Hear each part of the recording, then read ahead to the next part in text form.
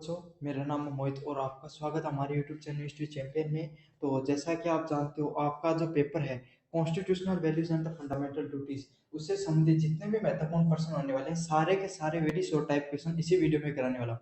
बस आपको क्या करना है, वीडियो को लाइक कर देना है, चैनल को सब्सक्राइब कर देना और अपने दोस्तों को जरूर से शेयर कर देना है। साथ के साथ इसकी पीडीएफ टेलीग्राम चैनल पे मिल जाएगी आपको। बाकी के वीडियोस का जो लिंक है वो प्ले लिस्ट में मिल जाएगा डिस्क्रिप्शन में। साथ के साथ आपको कोई भी प्रोडक्ट खरीदना है फ्लिपकार्ट और मंत्रा से, तो सबसे ज्यादा डिस्काउंट यहाँ पर दिए गए प्रोडक्ट पे लिंक पे क्लिक करोगे तो आपको मिल जाएगा। तो आपको क्या करना है, आपको अगर कोई चीज करनी है तो यहाँ पर जाकर क्लिक करें और खरीद सकते हैं। तो चलो शुरू करते हैं अपन वीडियो को। नीचे आई वालों बटन दिखा है, दबा दिया करो था। 10 बार खाने के बावजूद काम ना करो थे, ना पढ़ाई करो इधर, ना कोई और कोई काम खाते वो करो थे।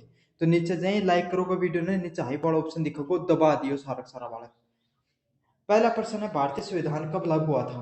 तो भारतीय संविधान कब लागू होता है, दो चीजें हैं। भारतीय संविधान कब भारत पे लागू होता है, कब स्वीकृति मिलती है उसको? तो स्वीकृति मिलती है 26 नवंबर 1949 को, और लागू कब होता है? 26 जनवरी 1950। भारतीय संविधान किस प्रकार का है? तो भारतीय संविधान किस प्रकार का है? संघीय गणराज्य।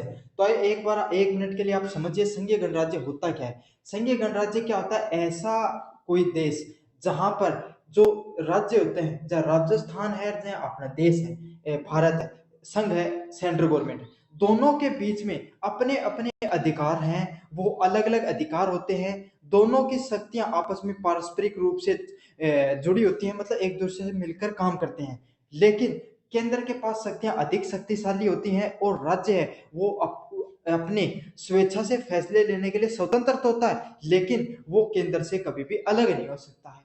यह तो थी टेक्निकल भाषा जो थे लिख्स को। लेकिन अब थन ऐ समझ लो, बात अया की है कि घर में केंद्र है दादो और राज्य ही बेटाओं का सारा। तो चाहे दादा के पास हमेशा ज्यादा अधिकार रही, बेटा पास हमेशा कम अधिकार रही।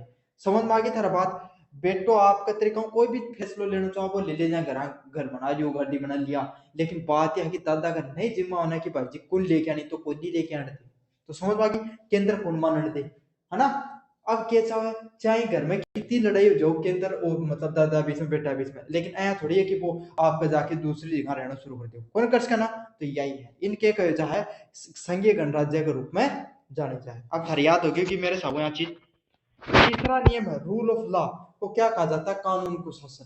कानून को शासन क्यों है? जठे कानून के द्वारा जो नियम कायदा बनाए गए उस हिसाब से चलना पड़ा है, संविधान के हिसाब से चलना पड़ा है।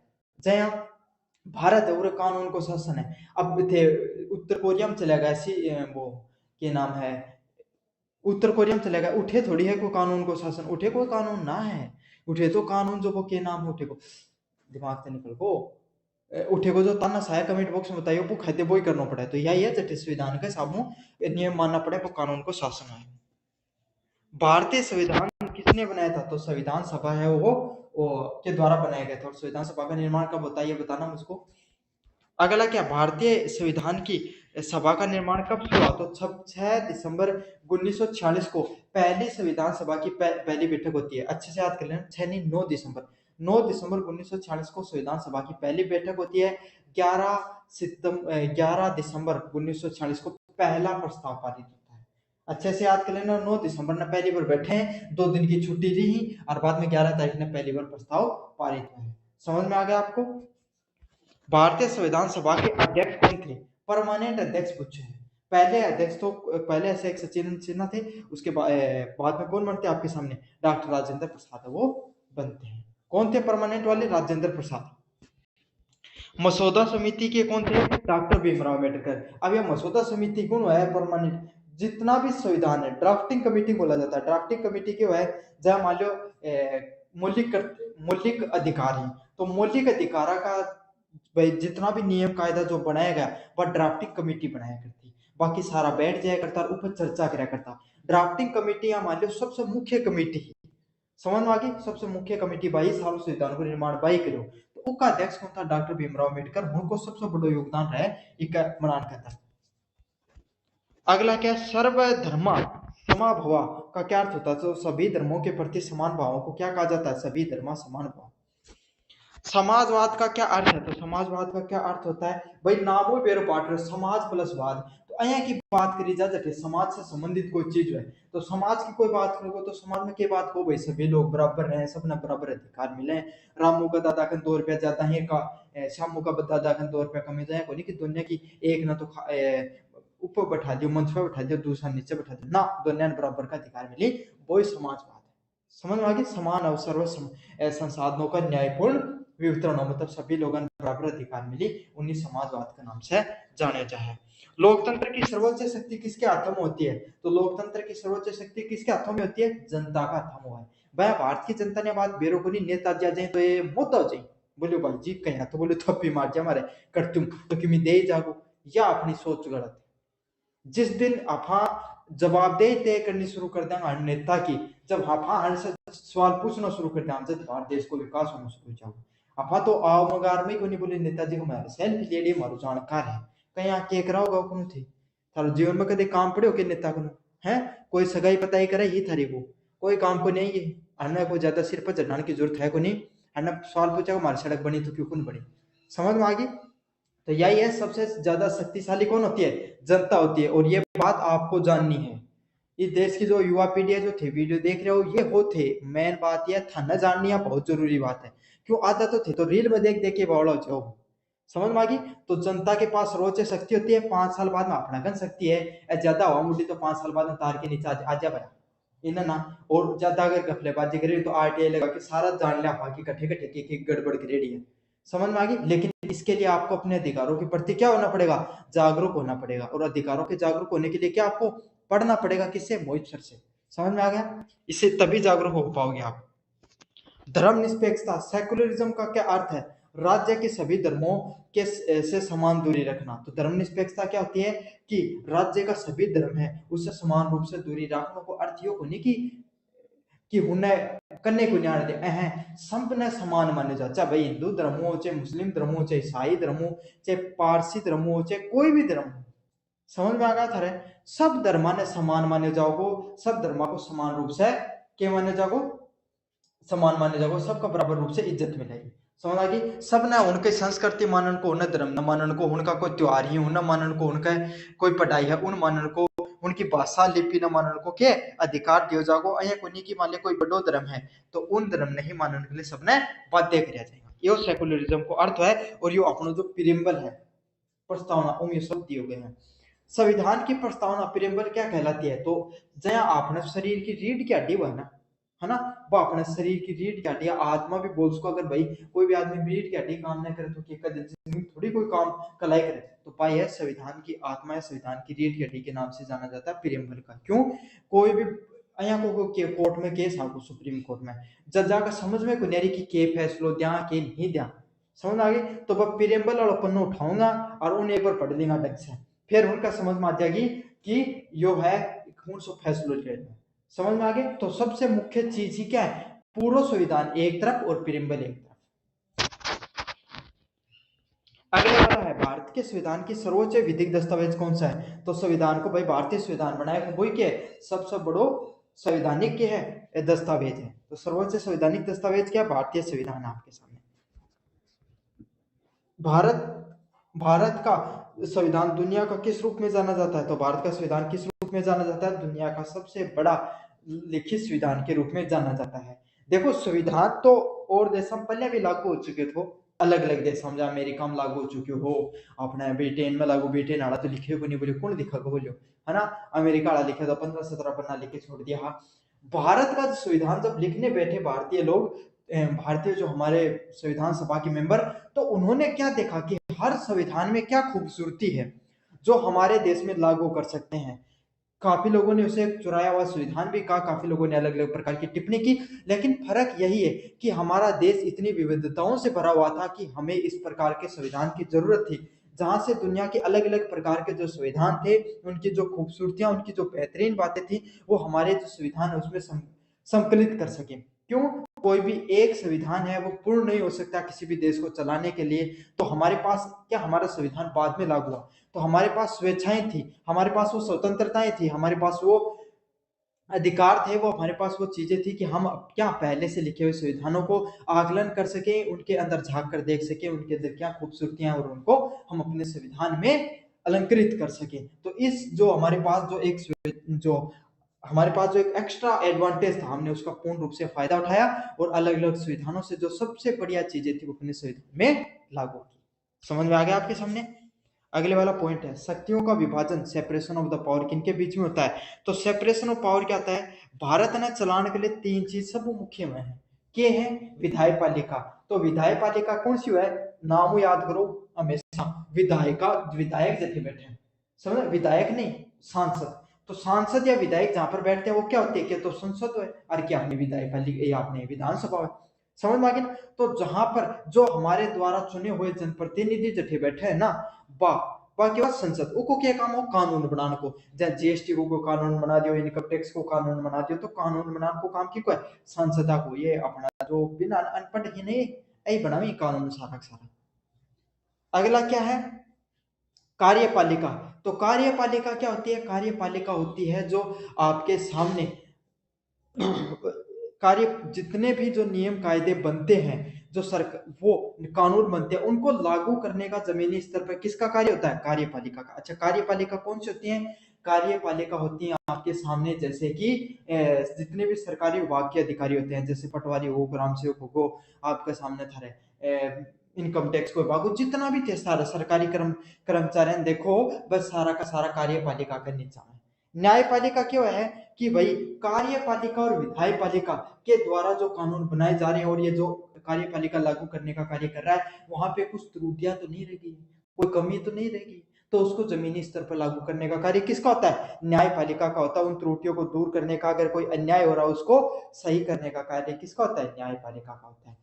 तीनों की तीनों चीजें आपस में एक दूसरे से जुड़ी हुई हैं। क्या जुड़ी हुई हैं? मान लो विधायपालिका कानून बना दियो, और कार्यपालिका बोली मैं तो कौन लागू करा, बोली कर लियो, क्या करोगा थे थोड़ी लागू करके आओगा, जना क्या हो जा। अब मान लो कोई कानून बन को कि भाई खाद्य सुरक्षा को कि 5-5 किलो अनाज दियो जाको सब लोगों ने महीना ला दिन, जितना भी डीलर हा, जितना भी एफएसएसआई हा, बोले मैं तो ला कर लियो लागू मैं तो कौन देवा, जना क्या कर ले। आसान सा थोड़ी बांटता हटेगा कि 5-5 किलो कौन बांट सके ना, कौन करेगा? ये डीलर से लेके और लास्ट में एफएसएसआई का जो बड़ा जो बड़ा बड़ा अधिकारी उठे से लेके सचिवालय से लेके नीचे तक चीज गुम है, बल नहीं होंगी तो लागू करने उसका। तो कार्यपालिका, अब कार्यपालिका मनमानी करने लगी, समझ में आ गई? जया की भाई गांव को था डीलर हो कौन दे रहे, बोले कौन दे, तो अँ कहीं बेचूंगा सारा सारा। तो क्या होगा? थे न्यायपालिका में जाके खड़े होगा, साहब बात है कि मारो कानूनी अधिकार और इको उल्लंघन आ रहे। जज बोले आ जा भाया, उन बुला लियो कट कराम। बोले क्यों, क्या कौन दे, तेरी शिकायत आ रही है। बोले साहब, बोले बोले मेरे मन में कोनी, बोले मन में मेरा है। बोले के 10 साल की सजा दें ठीक है, चुप कर राज्य को, बोले दे दूंगा काल दे दूंगा। तो क्या करे, हन दुनिया का जो अगर कठी गलती हो रही उन्हें सुधार को काम करे। अच्छा, कई बार क्या हुआ विधायपालिका का मन में जा संसदा का है कि जनता है आके अगली बार अपना वोट कौन देगी, तो एक काम करें सिस्टम ही खत्म करते। तो अहिया को कानून बनाते जो जनता का अधिकार को उल्लंघन हो जाए, तो न्यायपालिका सुप्रीम कोर्ट के पास अधिकार है, वो जो कानून बने है संसद के द्वारा उनके कर सके, रद्द भी कर सके है और उन लागू भी कर सके। चाहो तो है कदे भाई को लागू करा, असंवैधानिक करार देते। समझ में आ गई? अच्छा से समझिए, कंपटीशन में भी सवाल पूछा जाएंगे। यूनिट नंबर सेकंड की बात करें, संविधान की आत्मा किसे कहा जाता है? तो एक बार जो प्रश्न है, प्रस्तावना को संविधान की आत्मा के रूप में जाना जाता है।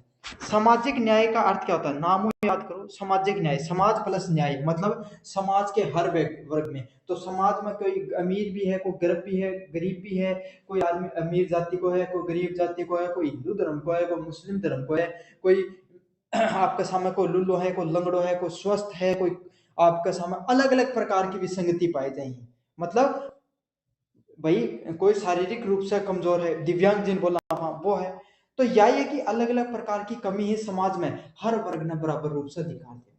जया कोई भी सरकारी कार्यालय में जाओगा, एक ना कथन सीढ़ी चढ़ने मिलेंगे, दूसरे ना कर रैंप लगे रहो ताकि कोई दिव्यांग व्यक्ति भी को चढ़ सके। समझ में आ गई? सरकार अमीरा ने उद्योगों में टैक्स में छूट देवा है, तो जनता ने 5 किलो गेहूं देने को भी काम करे, और जनता के लिए फ्री योजना भी लेवा है, सब्सिडी देने को भी काम करे। समझ में आ गई? भारत संविधान में बहुसंख्यक जो ही हिंदू उन्हें उनका अधिकार मानने को अधिकार देवे, तो मुस्लिम और अन्य धर्म का लोगन भी अनुच्छेद जो अपने अनुच्छेद के अंदर कानून बना के उनकी संस्कृति मानने को भी मौलिक अधिकार दिया। समझ में आ गया ना धन। तो यही है कि हमारा संविधान, इसी को सामाजिक न्याय के नाम से जाना जाता है कि हर समाज के व्यक्ति को बराबरी का अधिकार मिल सके, उसी को सामाजिक न्याय के नाम से जाना जाता है। सामाजिक न्याय का क्या अर्थ होता है? चुनाव में समान अवसर देना, तो ये उसी का भाग है। मतलब समझ में आ गई कि चुनाव में सब लोगों ने भाग मिले, चाहे स्त्री हो चाहे पुरुष हो। अगला क्या है? संपत्ति व संसाधनों का भी समान वितरण भी आ सकता है इसके अंदर, मतलब सब कुछ आता है।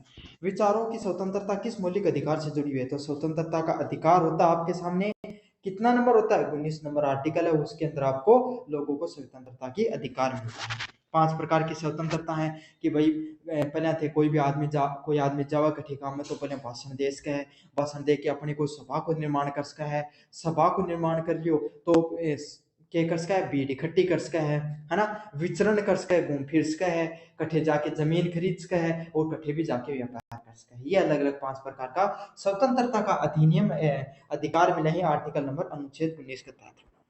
समानता का अधिकार किस अनुच्छेद में आता है? तो अनुच्छेद नंबर 14 हमारे समानता का अधिकार देता है कि सब व्यक्तियों को, चाहे जिन जाति के आधार पे, लिंग के आधार पे, धर्म के आधार पे, किसी भी आधार पे सरकार वो आपको साथ अन्याय नहीं कर सकती है। फर्टेनिटी का अर्थ क्या होता है? बंधुता। बंधुता क्यों है कि भाई सारा लोग हैं, चाहे कोई भी धर्म का लोग हो, आपस में मिलजुल के रहेगा, उन बंधुता का नाम से जाना चाहे।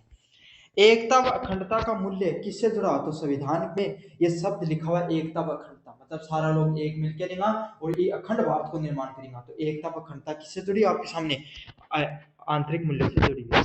समान अवसर किस संवैधानिक मूल्य से जुड़ा हुआ? तो समानता से। किससे जुड़ा हुआ है? समानता से। समान अवसर क्या पर मिलते हैं आपको? संविधान में समानता के अधिकार से जुड़ा हुआ है। अगले वाला पॉइंट है गरिमा। डिग्निटी का क्या अर्थ होता है? डिग्निटी का अर्थ होता है सम्मानपूर्ण जीवन जीने का अधिकार। मतलब हर आदमी ने अपने जीवन में सम्मानपूर्ण जीवन जीने को अधिकार है, उनके अलावा है डिग्निटी के नाम से जाने जाए। समझ में आ गया आपको? अगले वाला पॉइंट है स्वतंत्रता। लिबर्टी कितने रूपों में जानी जाती है? तो लिबर्टी, स्वतंत्रता कितने रूपों में होती है आपके सामने? विचारों की स्वतंत्रता, अभिव्यक्ति की स्वतंत्रता, विश्वास व आस्था व उपासना की स्वतंत्रता। मतलब कोई आदमी था, मैं बताया ना पहले, विचार रख सका अपना, फिर अपना बोल सका है, फिर क्या कर सका है, आपके सामने भक्ति, मतलब कोई भी धर्म न मानो चाहो वो कर सका है, उपासना पूजा पाठ भी कर सका है। संविधान में बंधुता क्यों आवश्यक है? क्यों भाई? भाई एक बात बताओ, थारो घर है, छोटो संविधान वाली बंधुता, थारा घर में थारा पिताजी थारा चाचो जी सदा लड़ता रही, तो क्या होगी? थारा घर में कभी एकता बन सकेगी? कदे कौन बन सके? कोई भी आदमी था तो थारा पिताजी थारा चाचा आपस में लड़ाई के चल जाए, है ना, दो बातों की खदे, दो की खते, क्यों? फूट है भाई थारा बीच में। समझ में आ गई? जना लड़ाई हो रही है यार, दोनों एक जगह नहीं तो कोई बाहर लगी मत थोड़ी हो जाएगी, कोई आके में कहते कौन खैस कहना। तो यही बात है, अगर भारत देश का अलग अलग जाति का आधार पर, धर्म का आधार पर, समाज का आधार पर, कुल का आधार पर, गोत्र का आधार पर, लिंग का भेद का आधार पर, कोई ना कोई भेद का आधार पर, भाषा पे, बोली पे, आजकल तो और भी चीज आएगी, रहन सहन पे, संस्कृति पे, लोग अगर बटे होगा तो बाहर को कोई भी आदमी आके अपना पे क्या कर सके? फूट डाल के अपना अलग कर सके। और अपना एकदम एक रहा सारा का सारा लोग, तो क्या है? बार लाख की हिम्मत को नहीं हो कि अपना जाके कोई किमी गलत कर सका अपना साथ। तो यही है, राष्ट्रीय एकता और अखंडता के लिए राष्ट्रीय बंधुता जरूरी होती है।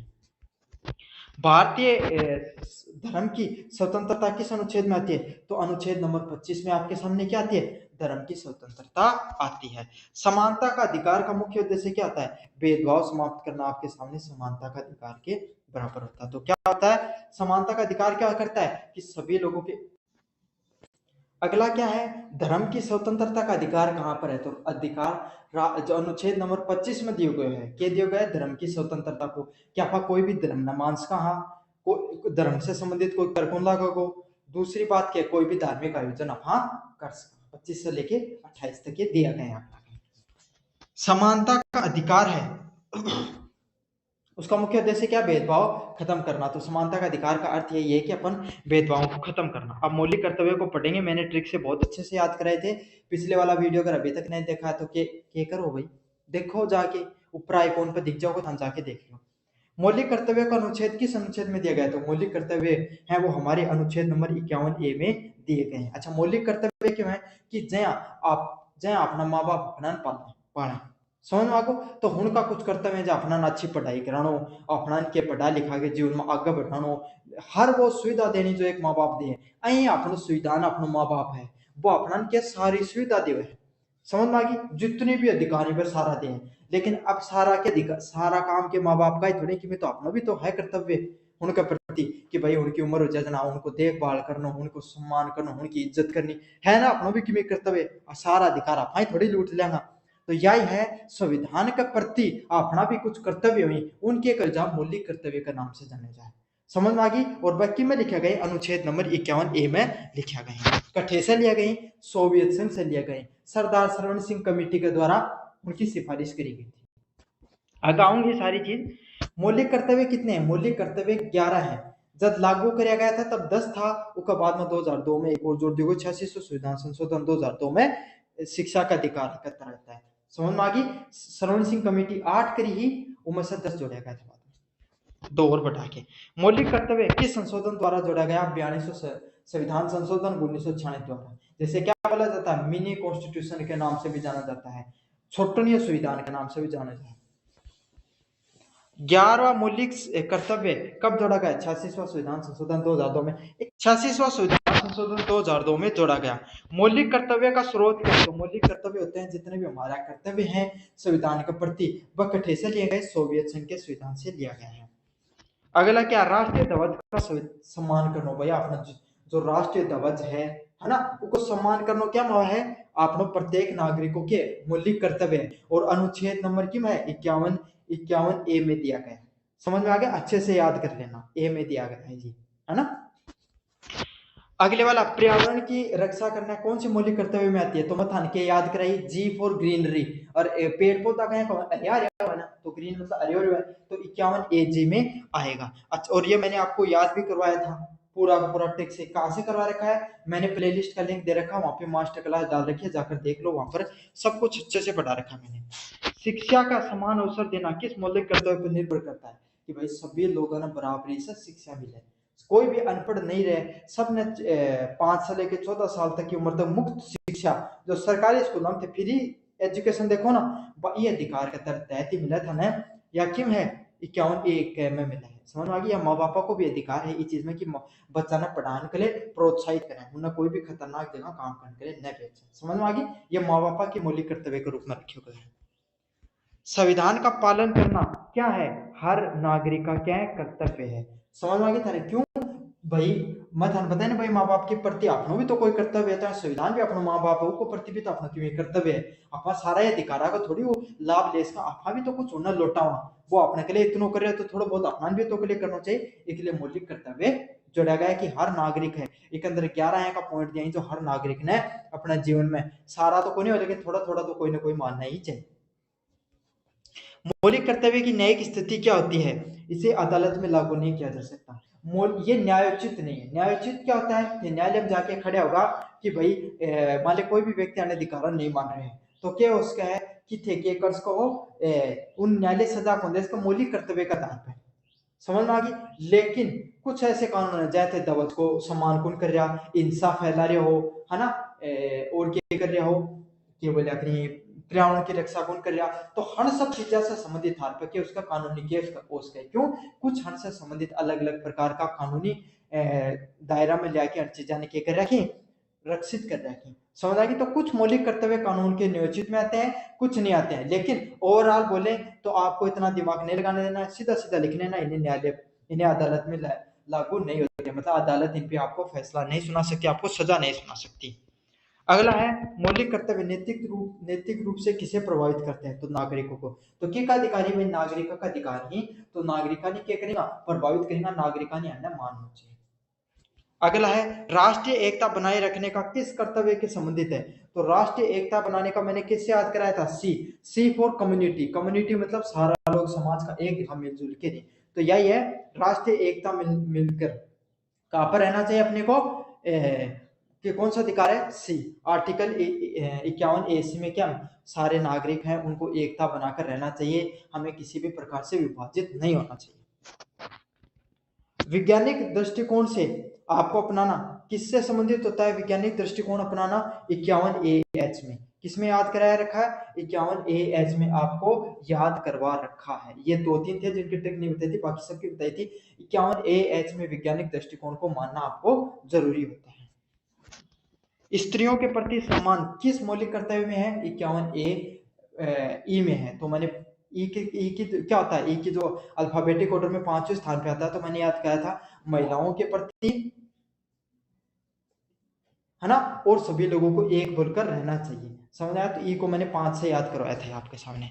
न्यायपालिका ने मौलिक कर्तव्य को किस सिद्धांतों को मौलिक कर्तव्य को किस रूप में माना है? नागरिकों को मार्गदर्शक सिद्धांत, मतलब नागरिकान भी तो बेरो होना चाहिए, अपना जिंदगी में के करना चाहिए, है ना, अपना संविधान की के हिसाब से कर्तव्य मानना चाहिए। तो मौलिक कर्तव्य को मानने के लिए, मौलिक कर्तव्यों के लिए हमारे संविधान के प्रति लोगों की क्या उत्तरदायित्व है, लोग कितने जागरूक हैं, लोग अपने देश को सही रखने के लिए, लोग अपने देश को सही तरीके से चलाने के लिए नागरिकों की जो अधिकार हैं उनको मार्गदर्शन प्रदान करने के लिए मौलिक कर्तव्यों को लागू किया गया है।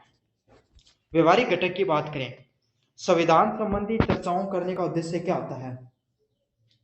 संविधान संबंधी चर्चा कराने का उद्देश्य क्या होता है? भाई थे 4 स्टूडेंट बैठे और आपस में संविधान पर चर्चा करना बैठा। क्यों बैठा?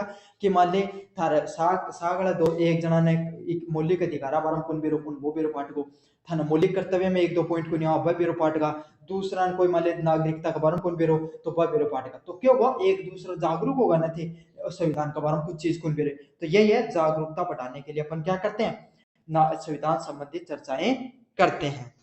अगला क्या है? कार्यशाला वर्कशॉप क्यों कराई जाती है? मौलिक कर्तव्य को जागरूकता बढ़ाने के लिए। तो वर्कशॉप क्यों करवाई जाती है?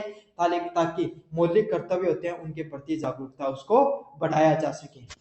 अगला क्या है? सर्वेक्षण कराने का उद्देश्य क्या होता है? तो अलग अलग प्रकार के जो सर्वेक्षण कराए जाते हैं वो क्यों करवाए जाते हैं? ताकि नागरिकों को जो जागरूकता है उसका मापन किया जा सके, नागरिकों को कितना ज्ञान है कितना ज्ञान नहीं है संविधान का बारे में, इस चीज को ज्ञान लिया जा सके। अगला है संविधान को सर्वेक्षण को कम से कम कितने लोगों में शामिल किया जाना चाहिए? तो सर्वेक्षण जब करियो जा है, जब सर्वे करी जा, सर्वेक्षण को अर्थ क्यों? सर्वे, इंग्लिश मीडियम का बालक कौन तो थे थारा कम समझ में थोड़ी। सर्वेक्षण क्या? सर्वे करवाई जा जना 25 लोग को मुख लेना ही था ने थारा सिलेबस में दे रखी बात में मेरा मन को बता। छात्रों को प्रोजेक्ट रिपोर्ट किस विषय में बनानी होती है? तो मौलिक कर्तव्य संवैधानिक मूल्य। क्यों? क्योंकि यही थारो सिलेबस है, तो मौलिक कर्तव्य और संवैधानिक मूल्य पर ध्यान क्या करना है? एक प्रोजेक्ट रिपोर्ट तैयार करनी है। संवैधानिक मूल्य पर चर्चा करने का क्या तरीका होता है? समूह में चर्चा करना। सभी लोग मिलकर क्या एक पूरे समूह में चर्चा करेंगे, उसी को संवैधानिक मूल्यों की चर्चा के तरीके के रूप में जाना जाता है। ई कॉमर्स से जुड़ी हुई जागरूकता किस यूनिट से संबंधित है? तो इंटरनेट से जुड़ी हुई आपके सामने स्वतंत्रता के रूप में जाना जाता है। अगले वाला पॉइंट है, व्यवहारिक कार्य करने का मुख्य उद्देश्य क्या होता है? संवैधानिक मूल्यों को व्यवहार में लाना। तो क्या होता है? जितने भी संवैधानिक मूल्य होते हैं उनको व्यवहार में लाना। किससे संबंधित होता है? आपके सामने व्यवहारिक संवैधानिक मूल्यों को व्यवहार में लाना किससे? व्यवहारिक कार्य के मुख्य उद्देश्य से संबंधित होता है।